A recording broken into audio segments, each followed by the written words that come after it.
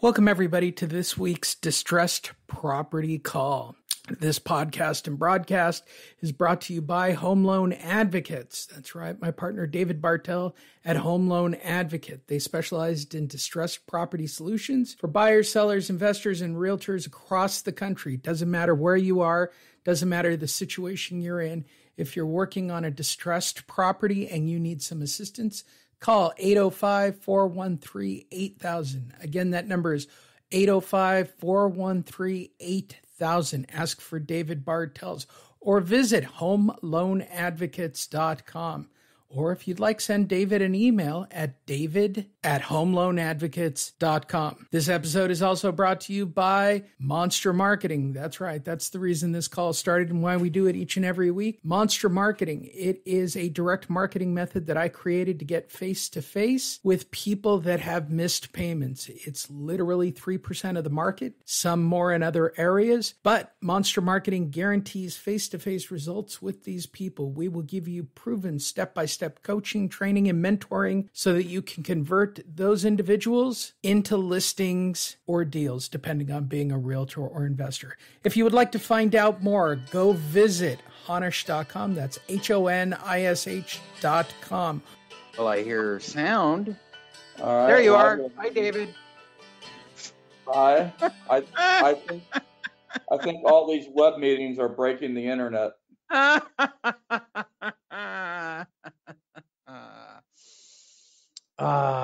Hilarious. Hilarity ensues. I apologize to everybody on the call. Well, at least you're all here now. Think of it that way.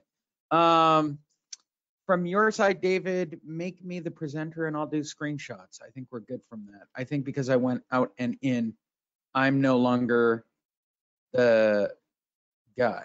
Wait, let me see if I can make another present. Let me see if I can make myself present. I'm going to try to make myself. Okay, there we go.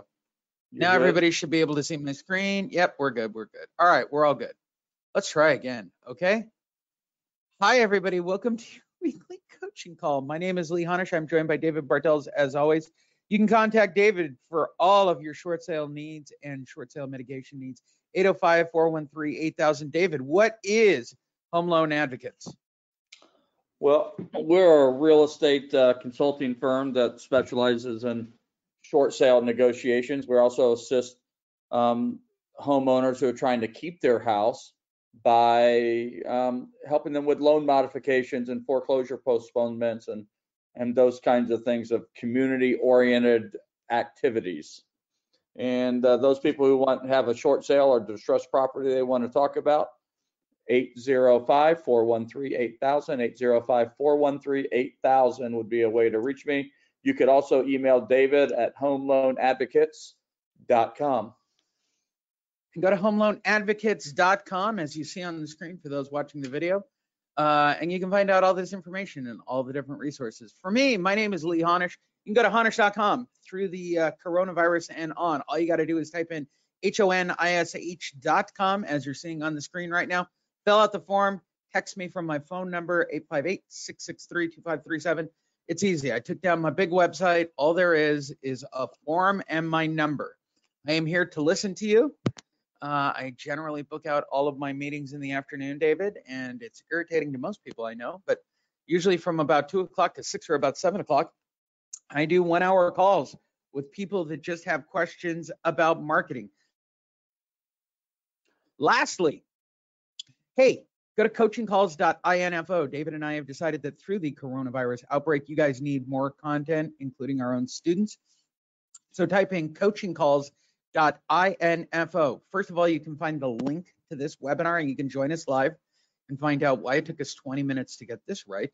But you can also find David's number and my number, but literally our entire resource catalog on GoToWebinar is available, including both of us. Look at how fat I was there, David. I mean, I've lost so much weight thanks to coronavirus, and that was 7 months ago. You can scroll through. It's literally hundreds and hundreds of hours of presentations and meetings that David and I have done. And if you need ideas, highly recommend going and watching the Advocate Marketing System, which will pop up a couple of times on these videos. But our live presentations from events, our coaching calls weekly, it is hundreds and hundreds and hundreds of hours of content. Like, it's a very large catalog.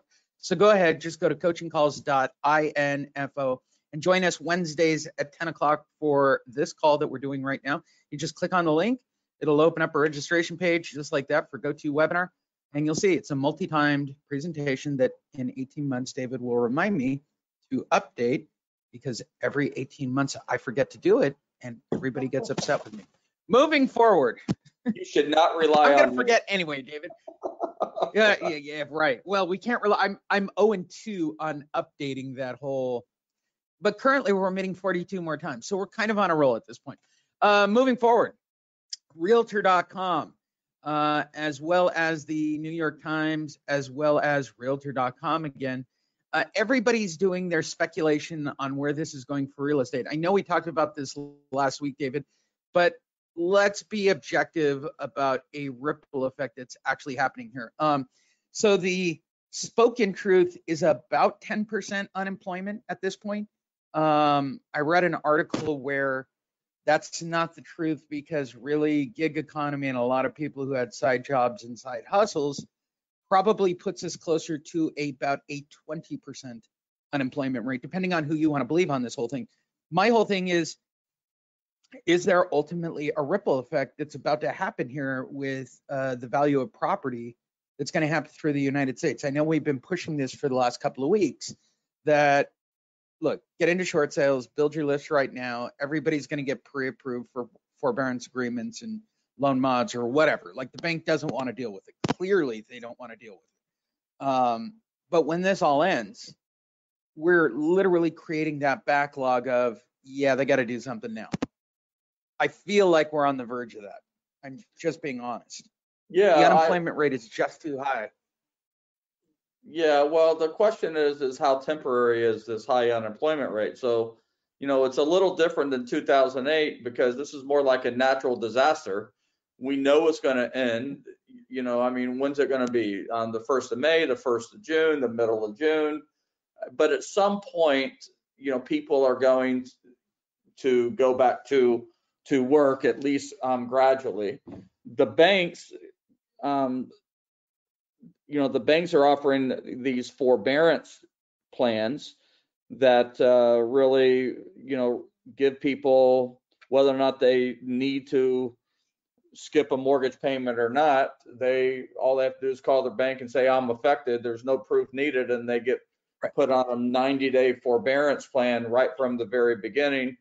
And we don't know when that's going to be paid back. There are some reports that banks are going to charge you the money, charge you, your 3 missed payments in the 4th month. Some are saying it's going to go at the end of the mortgage. Some say they're going to just remodify, maybe recast your mortgage. I don't know what they're going to do. The real question is whether or not these people are going to go back to work or not. If they don't go back to work, then you're certainly going to have an issue with foreclosures, and it's going to be more of a delayed effect, where you're not going to, these people that are missing payments today because of unemployment, they're not going to show up anywhere except in forbearance numbers. But what happens after that is really what's going to be interesting. So it may be the end of the year before we really start to get a picture of what's going on, maybe the beginning of next year. But I think for certain there's going to be an uptick in foreclosure activity. How much of an uptick, I don't really know. It's going to depend on whether or not people go back to work after the furloughs are over. Yeah, I find it interesting. The number one agent here in San Diego is a guy named Kyle Wessel, who is a Monster member, by the way, FYI, shout out to Kyle. And he and Pete Sanchez and I did a 3-way call. He said, are you guys betting on what's going to happen in September and October? And if that's the case, then you should address it right now. Like, I said this to someone who signed up over Saturday. You're playing a game right now of all you can do is list build, right? That's all you really can do at this moment. You're just kind of list building. You can convert the monster package. And by the way, I do have a call in to one of our call centers, so I'll change the script and I'll work on that this week of getting the call center converted into a webinar-based presentation for the process. But as I told both of them, I'm like, Well, the question is, what do you think fall's going to be like after the buying season? If this goes the entire summer, right? They can't get a hat on it, David. This becomes a much bigger issue. This isn't a flood. This isn't, this isn't a tragedy. This is, this is millions of people. If this goes beyond, I got to be honest, I thought if it went beyond May, it might get serious. But since the numbers are still exponentially going up on cases being reported, and we still don't even really have a good test, this could be a much seriouser problem that could affect the entire summer season, at least from my perspective. Oh, it's definitely going to impact, sales.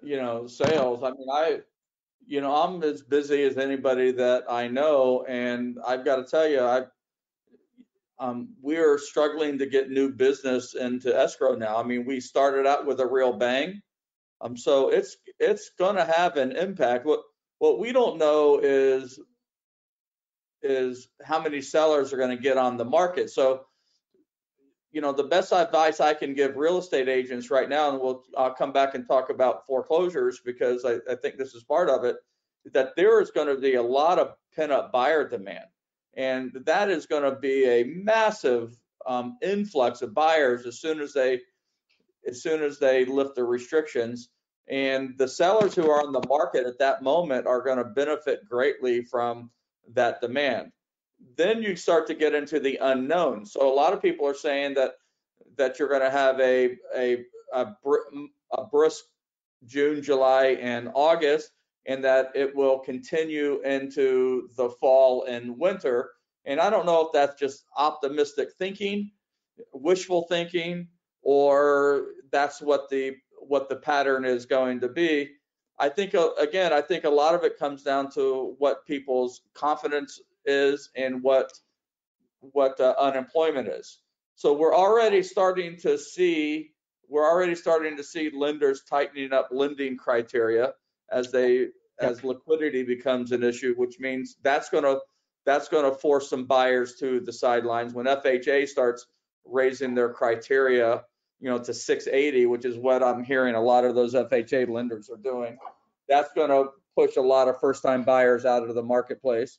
Then you've got on the higher end of the market, I'm looking at my own portfolio, even with the recent gains we've seen in the stock market, I'm still down 25% maybe, from maybe just under that from where it was. And that's a lot of people's down payment money and their retirement money. And that's going to have an impact on their ability to put the down payment down that they wanted to do, and B, their confidence in moving ahead with such a big purchase. So some people, might postpone them.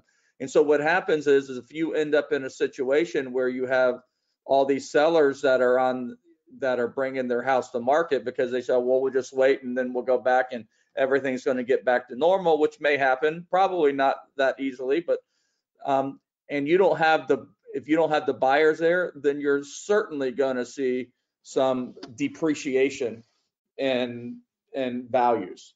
And you combine that with people's potential inability to get back to work, and you could very well have a foreclosure issue. Now, the forbearances are 90 days.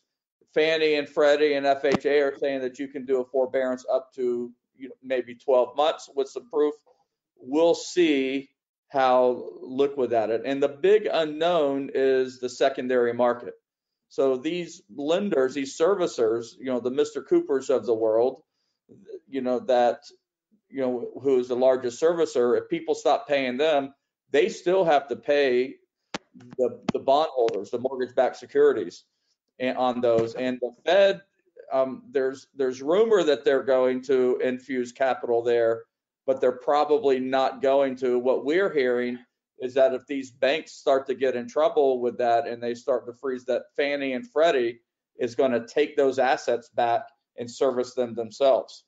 So there's a lot of question marks. That's going to lead to a lot of fear. That's going to keep people from moving ahead. That could definitely domino effect into a massive number of foreclosures.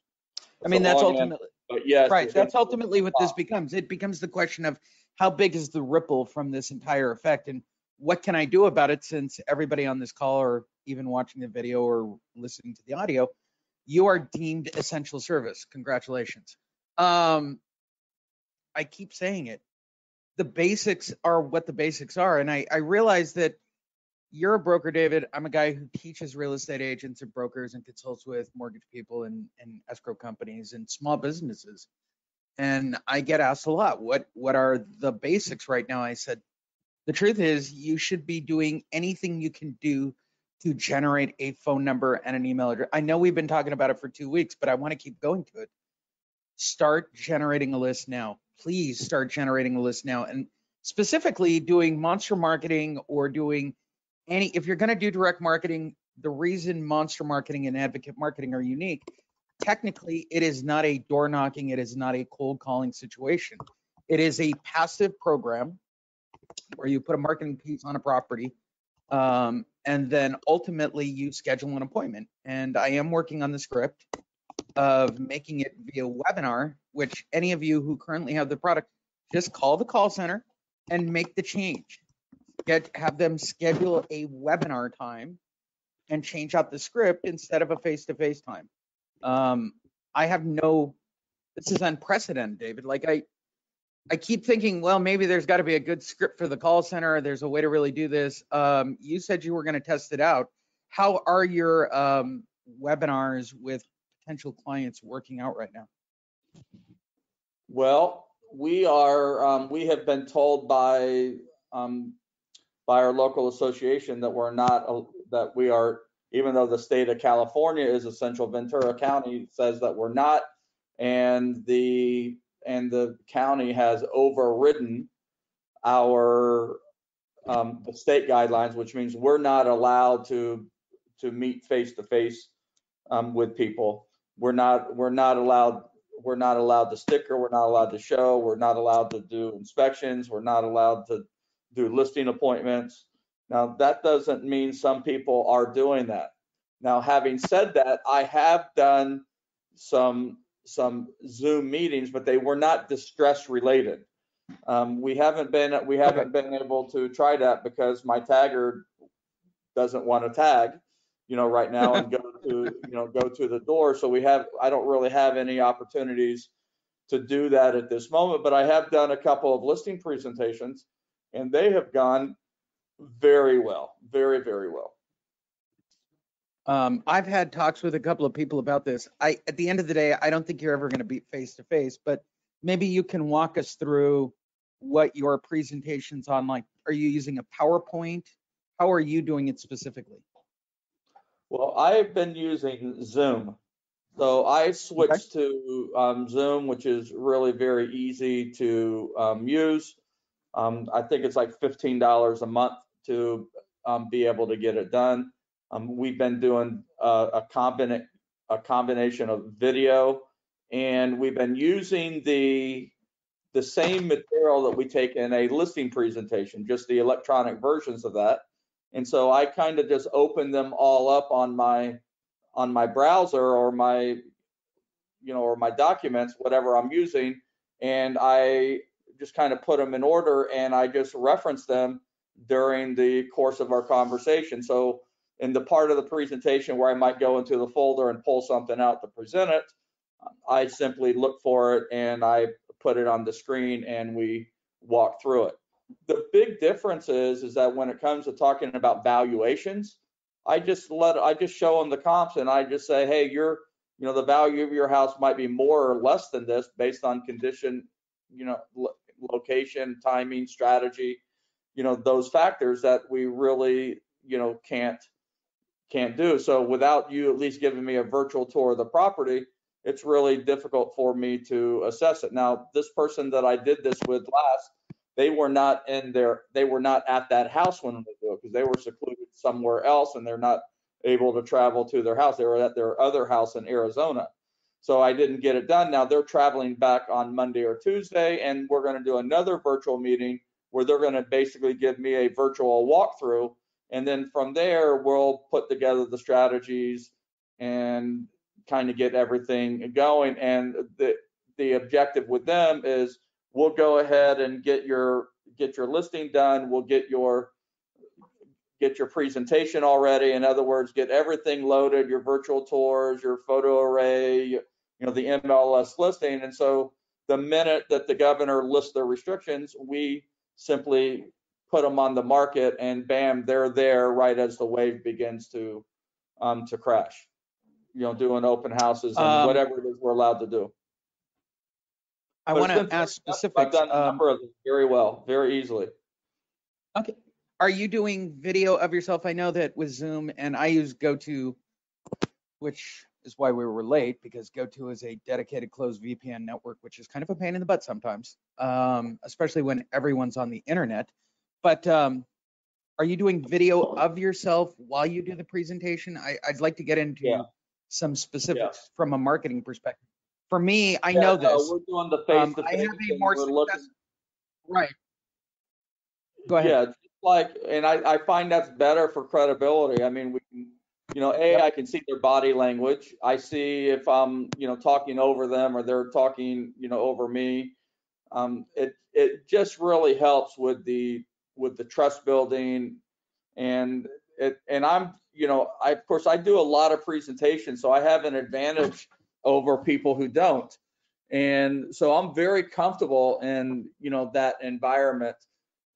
But everybody can get comfortable with it just doing it a few times, and there's no reason why you can't find, another agent or a spouse or a friend that you can just work on the mechanics of it. I mean, once you figure out what buttons to click and where to find your documents, you don't have to worry about what to say. You already have a presentation, so you're basically using the same presentation that you would use otherwise, and you'll walk them through it. I mean, I ended up 90 minutes on a video conference with them, and I had another one of my agents on because I was training them how to do it as well. And they said it was, they thought it was an excellent presentation. That's what they said, and then we scheduled a follow-up meeting for Tuesday to to meet in person if the restrictions were lifted, or for them to give us a video walkthrough of their house so we can finish it and do the valuation and the marketing plan and marketing strategy.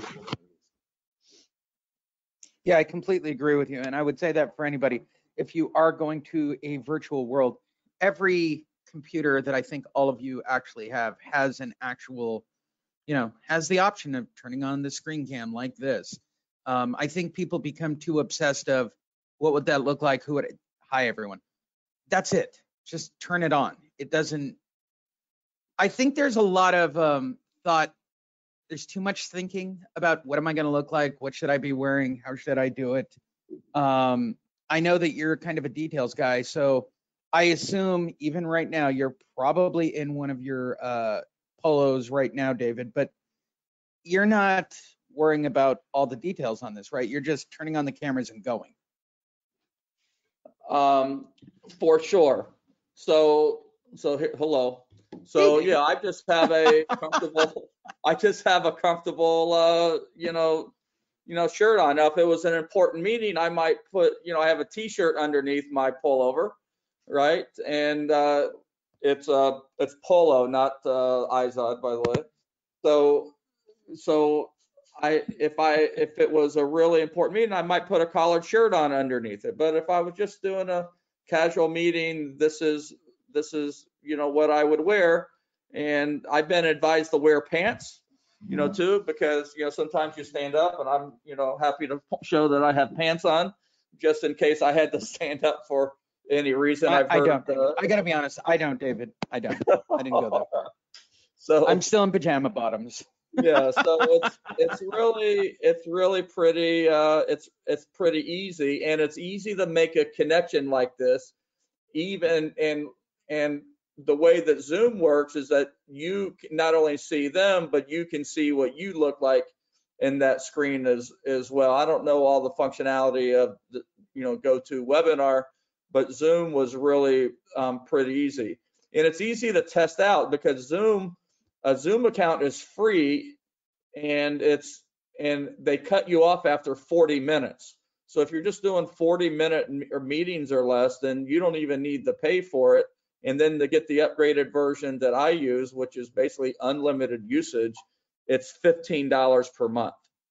So I think maybe it's 20, but it's really inexpensive, which is why, you know, it has surpassed GoToMeeting now as the go-to choice for this. Is they just have they commoditized it, made it really easy, and only, you know, bigger presenters are using, you know, this technology, which is what I've used for 10 years probably. This GoToMeeting, GoToWebinar stuff, maybe longer than that, has been my preferred choice. And then, you know, a month ago or 2 months ago, I tried out Zoom, and I'm like, I'm just going to do this, and it was a fraction of the money.